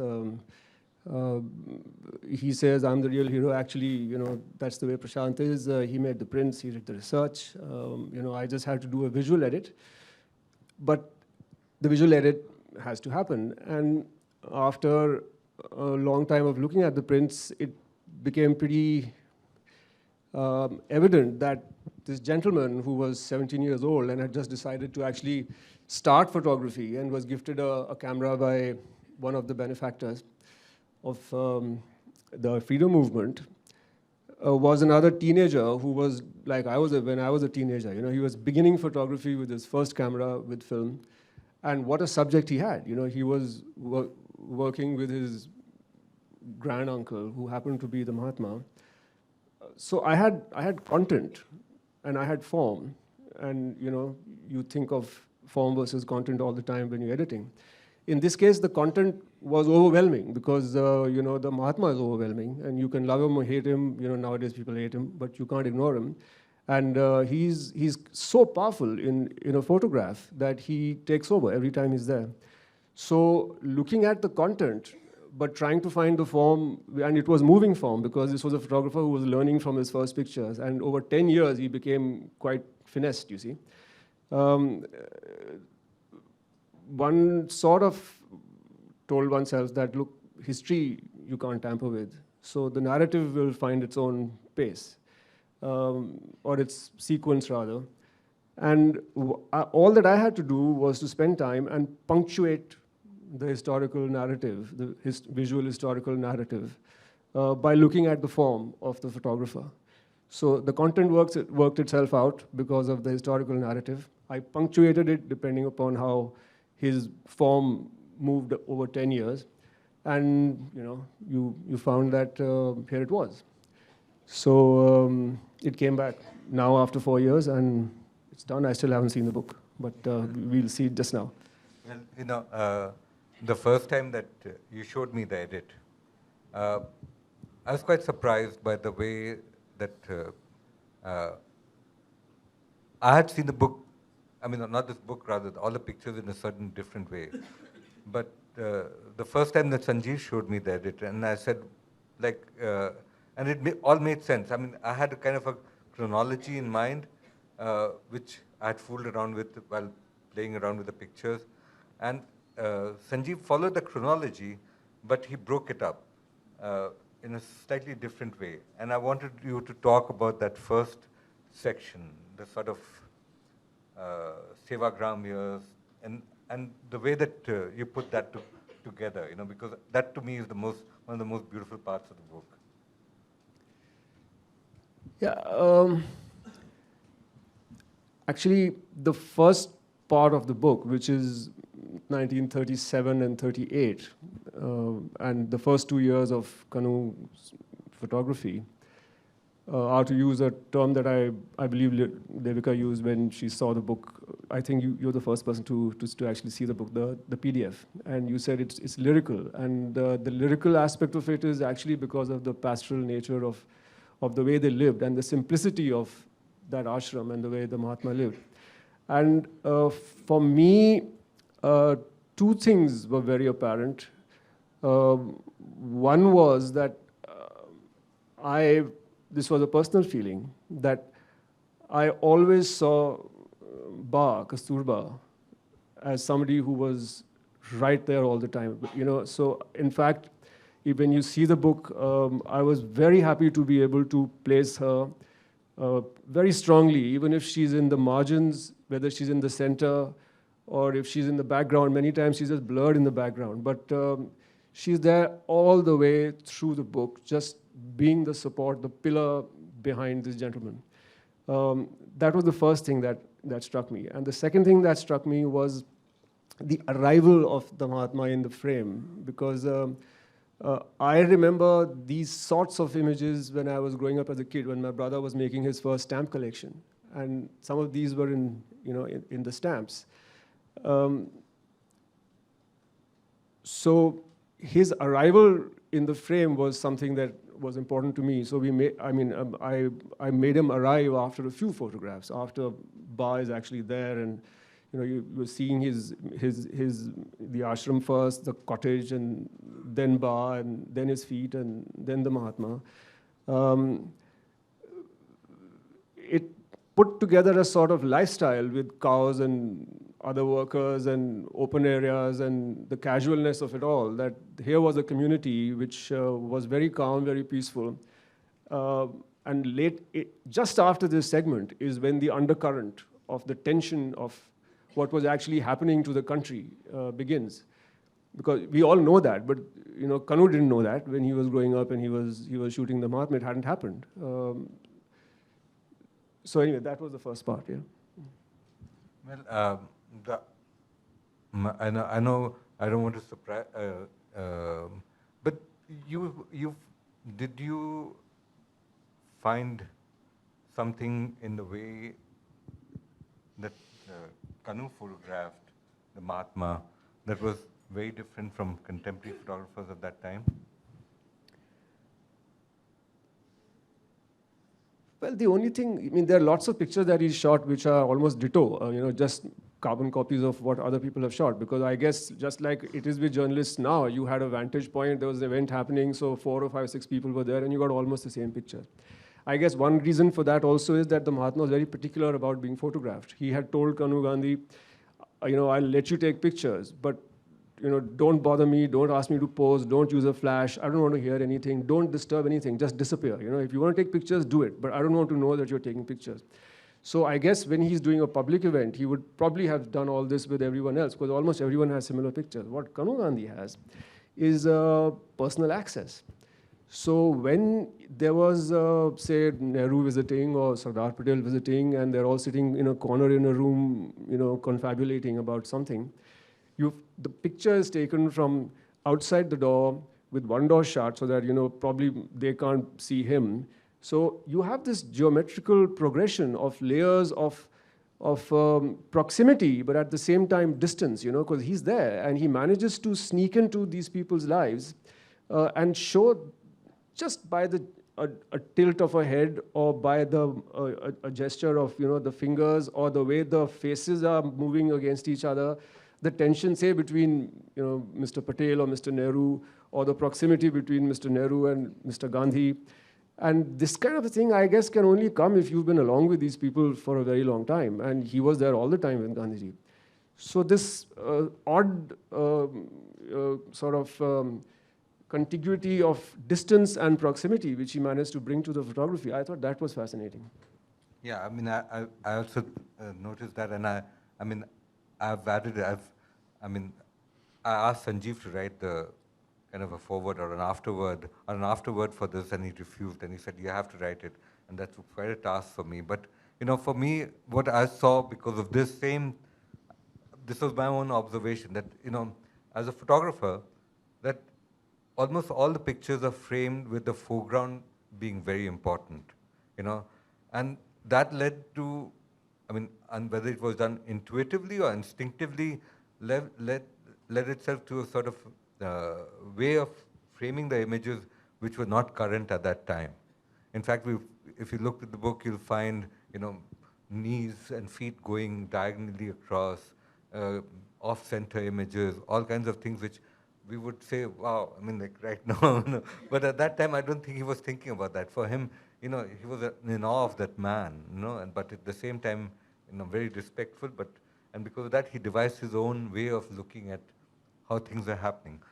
But you want to say something more, or should we get on with the business of releasing this book? No, let's just move on. Let's just move on. Yeah. Okay. I'd like to call Geeta Ben, the daughter of Kanu Gandhi and Abha Gandhi, to come on stage and formally release this book for us. For us, We won't want any ministers, we don't want anybody. We want her to come and release this book for us.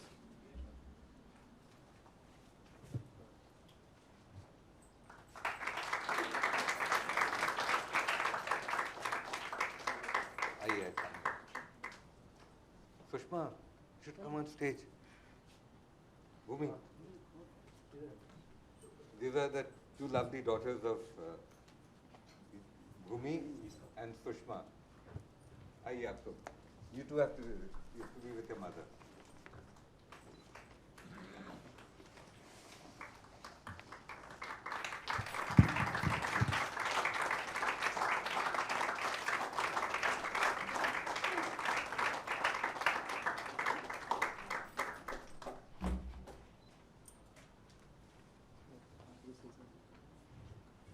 आप लोगों ने तो सब कुछ बोल दिया है, मैं क्या बोलूं? एक बात मैं बोलने के लिए तैयार हूँ। ये जो यंग है ना, वो जो करते हैं ना, कन्नू भाई उसी तरह से फ़ोटो खींचना शुरू किया था जब छोटा था। तब आप लोग इस तरह से एक फ़ोटो खींचिए और आगे चलिए। सब बातें तो ये लोगों ने बोल दिया है और कुछ नहीं बोलना है मेरे को। गांधी जी को किताब लो, देखो, पढ़ो और जानो।